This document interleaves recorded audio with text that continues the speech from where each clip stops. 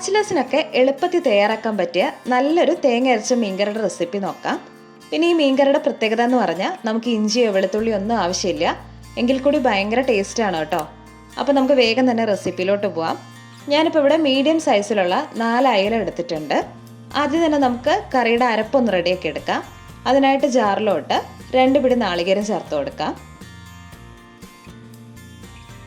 ഇനി ഇതിലോട്ട് ഒരു 7 അല്ലി ചെറിയ ഉള്ളി, വലുതൊക്കെ ആണെങ്കിൽ ഒരു 3 എണ്ണമൊക്കെ മതിയാവും കേട്ടോ.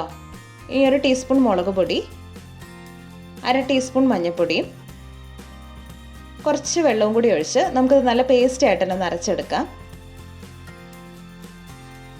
ഇനി ഇതൊരു ചട്ടിയിലോട്ട് ഒഴിച്ചു കൊടുക്കാം. ഈ സമയത്ത് നമുക്ക് ഗ്രേവിക്ക് ആവശ്യത്തിനുള്ള വെള്ളവും കൂടി ഈ ജാറ് കഴുകി ഒഴിച്ചു കൊടുക്കാം. ഇനി ഇതിലോട്ട് ഒരു മീഡിയം സൈസിലുള്ള 2 പച്ചമുളക്,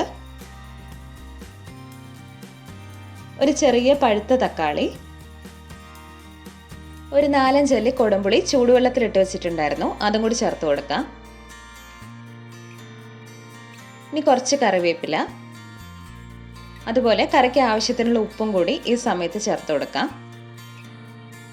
ഇനി നമുക്ക് ഗ്യാസ് ഓണാക്കി ഒരു മീഡിയം ഫ്ലെയിമിൽ വെക്കാം. ഒരു 4-5 മിനിറ്റൊക്കെ ആകുമ്പോഴേക്കും നമ്മുടെ ഗ്രേവിയൊക്കെ നന്നായിട്ട് തന്നെ തിളച്ച് വന്നിട്ടുണ്ട്. ഈ സമയത്ത് നമുക്കിതിലോട്ട് മീൻ ഓരോന്നായിട്ട് ചേർത്ത് കൊടുക്കാം.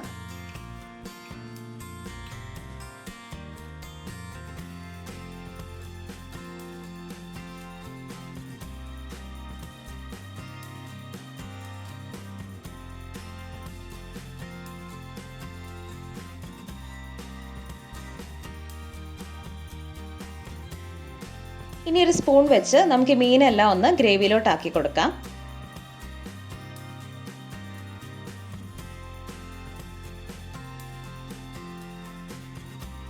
ഇപ്പോൾ കറിയൊക്കെ ചെറുതായിട്ടൊന്ന് തിളച്ച് വരുന്നുണ്ട്. ഈ സമയത്ത് നമുക്കതൊന്ന് അടച്ചു വെച്ച് മീഡിയം ഫ്ലെയിമിൽ തന്നെ ഇരിക്കട്ടെ.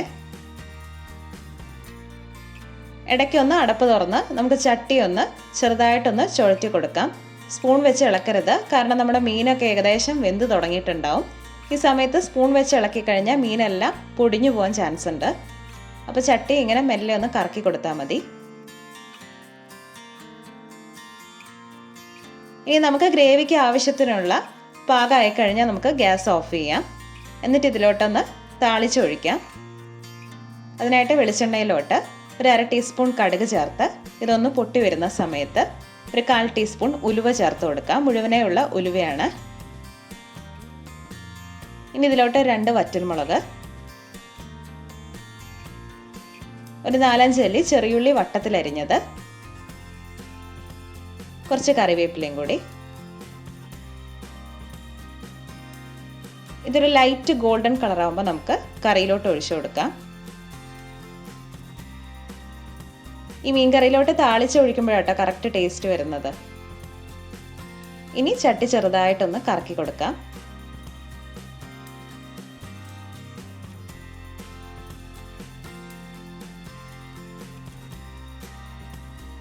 ഇപ്പോൾ നമ്മുടെ ഈസി ആയിട്ടുള്ള മീൻകറി റെഡി ആയിട്ടുണ്ട്.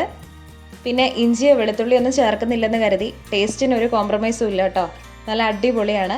അപ്പോൾ എല്ലാവരും ട്രൈ ചെയ്ത് നോക്കിയിട്ട് ഫീഡ്ബാക്ക് അറിയിക്കണേ. അതുപോലെ നമ്മുടെ വീഡിയോസൊക്കെ ഇഷ്ടമാവുകയാണെങ്കിൽ എല്ലാവരും ഒന്ന് സപ്പോർട്ട് ചെയ്യണം. പുതിയ വീഡിയോ ആയിട്ട് കാണാം. താങ്ക്